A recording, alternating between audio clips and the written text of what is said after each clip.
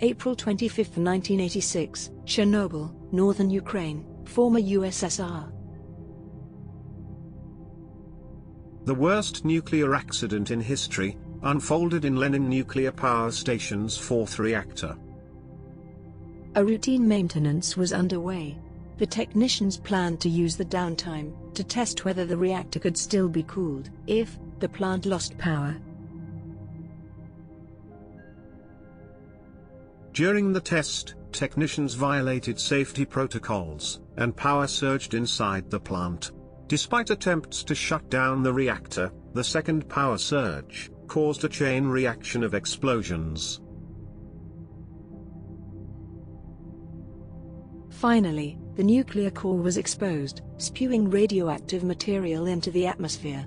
Firefighters tried their best to extinguish the fire at the plant, and, eventually helicopters dumped sand and other materials in an attempt to squelch the fires and contain the contamination. Despite the death of 2 people in the explosions, the hospitalization of workers and firefighters, the danger from fallout and fire, no one in the surrounding areas was evacuated until about 36 hours after the disaster began. The meltdown spread radiation as far as Sweden. After first denying any accident, the Soviets finally made a brief announcement on April 28. Up to 30% of Chernobyl's 190 metric tons of uranium was in the atmosphere. Soviet Union eventually evacuated 335,000 people from a 19-mile-wide area around the zone. At least 28 people initially died as a result of the accident, while more than 100 were injured.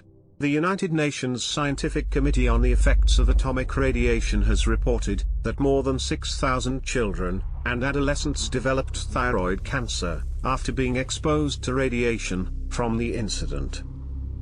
The disaster has been estimated to cost around $235 billion in damages. Belarus saw 23% of its territory contaminated by the accident. It lost about a fifth of its agricultural land. The full consequences of the accident, including impacts on mental health and even subsequent generations, remain highly debated and under study. The Chernobyl disaster had other fallout. The economic and political toll hastened the end of the USSR and fueled the global anti-nuclear movement. Today, Chernobyl is a tourist attraction. Tourists are intrigued by its history and its danger.